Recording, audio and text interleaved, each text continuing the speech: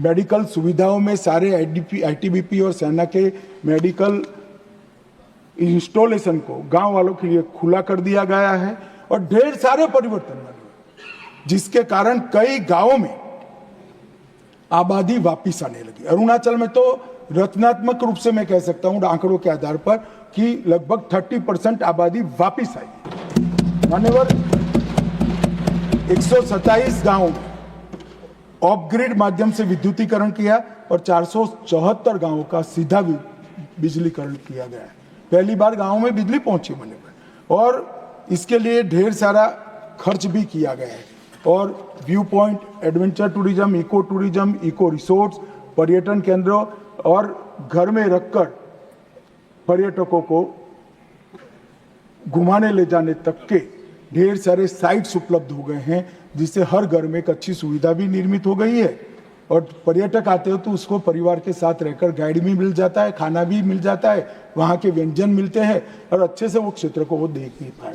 तो एक multi dimensional सफल प्रयोग हुआ है, मैं आज की चर्चा के माध्यम से देश की जनता के सामने रखना चाहता हूँ। मान्यवर, मैं गृह विभाग के राजभाषा विभाग के लिए भी जरूर बात करना चाहूँगा। मान्यवर, सबसे पहले मैं एक बात कर देता हूँ जिससे भाषा के नाम पर देश के बांटने वाले लोगों को एजेंडा न मिले। नरेंद्र मोदी सरकार ने राजभाषा विभाग के अंतर्गत भारतीय भाषा अनुभाग की स्थापना की है, जो सभी भारतीय भाषाओं को प्रचलन बढ़ाने के लिए काम करेगा। तमिल हो, तेलुगु हो, मराठी हो, गुजराती हो, पंजाबी हो, असमिया हो, बंगाली हो, हर भाषा और सबका हिंदी और अंग्रेजी से अनुवाद के ऐप बने। और मैं एक बात घोषणा करना चाहता हूं मान्यवर कि ये दिसंबर के बाद मैं हर राज्य में किसी भी नागरिक हो, मुख्यमंत्री हो, मंत्री हो, सांसद हो, उसके साथ उसकी भाषा में ही पत्र व्यवहार करने वाला हूं। इस स्थिति आप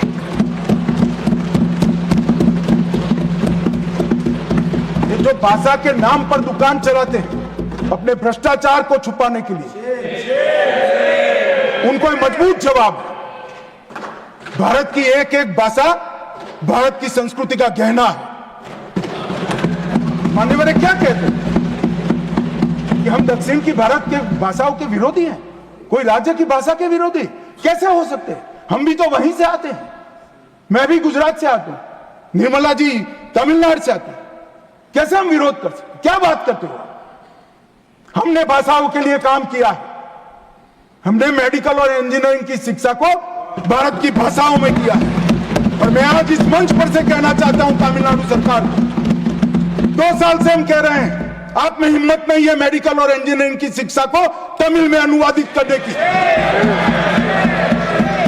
क्योंकि आपके आर्थिक हित जुड़े हुए, आप ये नहीं कर सकते हो। मगर हमारी सरकार आएगी एनडीए की, हम मेडिकल और इंजीनियरिंग का कोर्स तमिल में तमिलनाडु में बनाए। आने वाले भाषा के नाम पर जो जहर फैला रहे, मैं उनको कहना चाहता हूं कि हजारों किलोमीटर दूर की कोई भाषा आपको अच्छी लगती है और भारत की भाषा आपको अच्छी नहीं लगती। भाई तमिल बच्चा गुजरात में भी काम कर सकता है, कश्मीर में भी काम कर सकता है, दिल्ली में भी काम, आप चुनकर संसद में आकर बैठे हो। कैसे देश की व्यवस्था चाहते?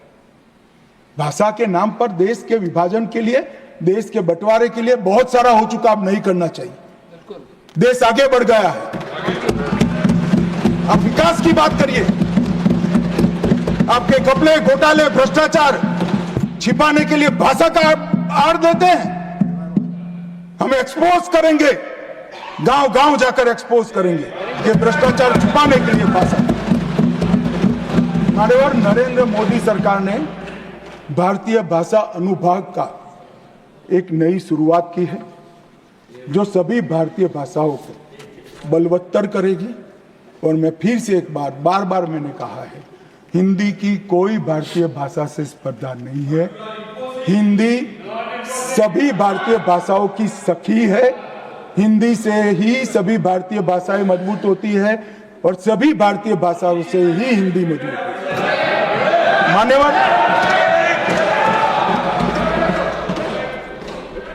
मान्यवर, राजभाषा के लिए हमने 3 खंड राष्ट्रपति महोदय को सबमिट किए हैं और राजभाषा के साथ साथ सारी भारत की भाषाओं के विकास के लिए नरेंद्र मोदी सरकार, भारतीय जनता पार्टी और पूरा एनडीए प्रतिबद्ध है। इसमें किसी को शंका नहीं। मान्यवर, हमने पद्म पुरस्कारों का भी लोकतांत्रिकरण किया है। पद्म पुरस्कारों में मेरे साथ सूची तो है, मगर इतनी लंबी है कि मैं बोलूंगा तो बहुत समय जाएगा। निर्मला जी को वहां गिलोटिन रखना है। मान्यवर, पद्म पुरस्कारों में ऐसे लोगों को पुरस्कार मिले हैं जो सामान्य लोगों के हीरो थे, जिन्होंने पूरा जीवन इस समाज के अंदर, इस देश के अंदर छोटे छोटे परिवर्तन लाने में खपा दिया। ऐसे लोगों को आज कोई सिफारिश की जरूरत है, पोर्टल पर खुद डालते हैं और यहां से राष्ट्रपति भवन से फोन जाता है कि आपको पद्म पुरस्कार से राष्ट्रपति जी ने नवाजा। ऐसी पारदर्शी पद्म पुरस्कार की प्रक्रिया बहुत समय पहले बननी थी, मगर मैं धन्यवाद करूंगा नरेंद्र मोदी जी का कि उन्होंने ये प्रक्रिया बनाई और आगे बढ़ा है। माननीय गृह विभाग ने ढेर सारे कानून भी बनाए हैं। ये 3 नए कानूनों के साथ साथ हमने 370 जम्मू कश्मीर के विभाजन का कानून, सीएए आपदा प्रबंधन सुधार के लिए कानून अभी सदन में लाना है, यूएपीए को अपग्रेड किया, एनआईए को बदला। इसके साथ साथ हमने हथियार कानून में संशोधन किया, जन्म मृत्यु पंजीकरण कानून में सुधार किया, संघ राज्य क्षेत्र के 9 नए कानून बनाए गए मान्यवर। और सभी कानूनों का उद्देश्य देश में संघ भावना का अभिवृद्धि हो और देश की कानून और व्यवस्था मजबूत हो, वो ही रहा। सीएपीएफ के कल्याण के लिए भी ढेर सारी चीज़ें हमने की हैं। हमने सीएपीएफ आयुष्मान भारत योजना दायर की है। मैं आज गर्व के साथ कह सकता हूँ मान्यवर, 41,21,443 सीएपीएफ के अभी के और पूर्व कर्मचारियों के पूरे परिवार को आयुष्मान भारत कार्ड, और पहले नोटों की गड्डी जिस अमाउंट का बिल होता था उसके गड्डी के वजन से ज्यादा कागज देने पड़ते थे। अस्पताल का बिल, जेरोक्स, वो 11 कॉपी में। अब पूरी प्रोसेस ऑनलाइन हो चुकी है। इनके बैंक अकाउंट में अस्पताल के सीधा पैसा पहुंच रहा है और इसके तहत 17 लाख दावों का भुगतान हो चुका है और 1,862 करोड़ का सीधा हमने भुगतान अस्पताल को करने का काम। हमने सीएपीएफ के अंदर ई आवास पोर्टल बनाया है। सभी सीएपीएफ में कुछ आवास खाली थे, कुछ जगह आवास नहीं थे, तो हमने सिर्फ उपलब्ध आवासों को ही ई पोर्टल पर रखा और एक दूसरे को देने की शुरुआत की। इसमें 1 लाख लोगों को आवास मिल गया, मतलब 1 लाख लोगों का आवास खाली पड़ा था। हमने हाउसिंग सेटिस्फेक्शन रेशियो में भी कांग्रेस के समय से 16 करोड़ की वृद्धि की है। माननीय इंफ्रास्ट्रक्चर के लिए भी ढेर सारा खर्चा किया है। केंद्रीय पुलिस कल्याण भंडारण का भी ढेर सारा सुधार किया है और इसमें स्वदेशी चीजों को हमने उपलब्धता बढ़ाई है। अनुग्रह राशि में भी वृद्धि की है। भारत के वीर निधि शुरू की गई। कोई भी जवान शहीद होता है तो उसको लोगों के दिए गए दान से सीधा इसके अकाउंट में पैसा पहुंचाने की हमने एक व्यवस्था की है और बहुत सारी सहायता हमने कोविड योद्धा, जो सुरक्षा कर्मी कोविड के वक्त भी ड्यूटी पर जिनकी मृत्यु हुई, उनको भी देने का काम किया है। अब तक 495 करोड़ ऐप से एक्स्ट्रा मदद हमने वीर शहीद जवानों को करने का पर काम किया है। प्रधानमंत्री छात्रवृत्ति योजना, हवाई कुरियर सेवा, ऑपरेशन कैजुअलिटी सर्टिफिकेट, कार्मिक प्रबंधन के लिए ई फाइलिंग, श्री अन्न का बढ़ावा, योग प्रोटोकॉल और रेगुलर मेडिकल चेकअप से में ही हमने ढेर सारी चीज़ें करी है। मान्यवर, मैं मणिपुर पर जरूर बात करूंगा, अभी इसलिए करना नहीं चाहता कि समय की कमी है। मणिपुर पर राष्ट्रपति शासन का यहाँ जब मैं अनुमति लेने आऊँगा उस वक्त जरूर इस पर चर्चा करेंगे, सबको सुनूंगा भी और जवाब भी दूंगा। परंतु मैं इतना सदन को विश्वास दिलाना चाहता हूँ कि मणिपुर में अब शांति है। दोनों कम्युनिटी के बीच में हमने बातचीत की भी शुरुआत की है और मैं आशा रखता हूँ कि बातचीत के माध्यम से ही ये दोनों समुदायों के बीच में जो दूरी हुई है वो पाटने में हम बहुत जल्द सफल होंगे। मान्यवर, सीमा सुरक्षा के लिए भी हमने बहुत सारे काम किए हैं। मैं अभी वितंडाबाद में जाना नहीं चाहता, परंतु इतना जरूर कहना चाहता हूं कि एक लैंड पोर्ट का विषय ऐसा है जो देश के ध्यान पर बहुत कम आया है। भारतीय जनता पार्टी सरकार बनने के बाद 12 में से 11 लैंड पोर्ट हमारे समय में बने और ढेर सारा काम हुआ है। और अब तक लैंड पोर्ट अथॉरिटी के माध्यम से 70,959 करोड़ रुपए का व्यापार हुआ है, सड़क से व्यापार हुआ है और 30 लाख से ज्यादा यात्रियों की आवाजाही हुई है और अब तक 12 कार्यरत है और 26 लैंड पोर्ट की टोटल हमारी योजना है। तो और 14 लैंड पोर्ट अलग अलग जगह बनने की हमारी कार्यवाही है और 3-4 लैंड पोर्ट इसी साल में हम लोगों को दे देंगे। पुलिस प्रशिक्षण को भी पूरा एकीकृत किया गया है।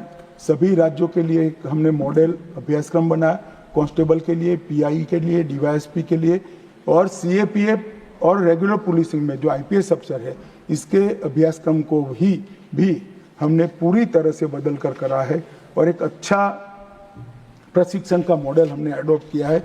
इसमें मैं डिटेल बात करना नहीं चाहता मान्यवर, परंतु मैं कुछ चीज़ें जरूर कहना चाहता हूं कि एक गौरव और मेरे मंत्रालय को है, राम जन्मभूमि ट्रस्ट का निर्माण भी गृह मंत्रालय ने ही मान्यवर, जैसे 370, 35 सीए और राम जन्मभूमि का ट्रस्ट का निर्माण, ये सारे ऐसे काम हैं जिसका एक करोड़ों लोगों की आबादी वाला देश सदियों से राह देख रहा था कि कोई आदमी आएगा और राम जन्मभूमि में नरेंद्र मोदी के नेतृत्व में हमने ये कहा है। मान्यवर, अपराध के आंकड़े दिए हैं। मुझे तो आश्चर्य होता था जब सीनियर मोस्ट व्यक्ति अपराध के आंकड़ों को इस तरह से रख रहे थे। मान्यवर, अपराध के कुछ आंकड़ों को, कुल आंकड़ों को रखकर भ्रांति खड़ी होती है। अपराध में 1 से 5 श्रेणी के अपराध है जो व्यक्ति के शरीर, संपत्ति और सम्मान से जुड़े हुए, वो गंभीर अपराध होते हैं।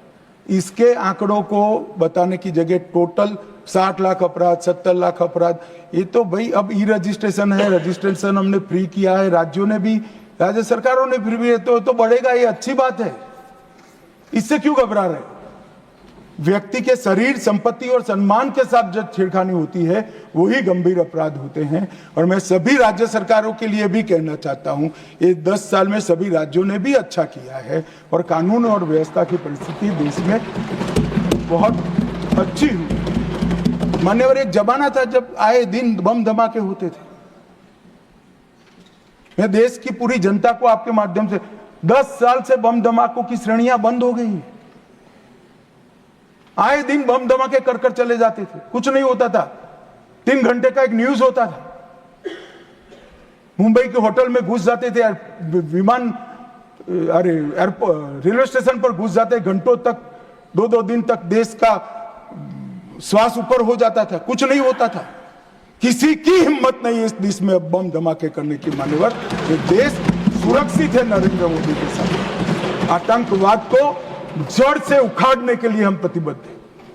और मैं फिर से एक बार कहता हूं, 31 मार्च 2026 को यह देश नक्सलवाद से मुक्त हो जाएगा। कश्मीर में अब शांति है। नॉर्थ ईस्ट में भी सारे उग्रवादी लगभग सरेंडर कर चुके हैं। मान्यवर, नॉर्थ ईस्ट में भी विकास का रास्ता प्रशस्त हो चुका है और पूरा देश मोदी जी के नेतृत्व में आगे बढ़ रहा है। देश की कानून और व्यवस्था की परिस्थिति सभी राज्यों के सहयोग से, मोदी जी की दृढ़ राजनीतिक इच्छा शक्ति और मजबूत प्रबंधन के कारण सुरक्षित है। विपक्ष को कम से कम आप चिंता मत करिए, चिंता हम पर छोड़ दीजिए, हम बहुत अच्छे से चलाएंगे, आपको भी सुरक्षित रखेंगे, देश को भी सुरक्षित रखेंगे।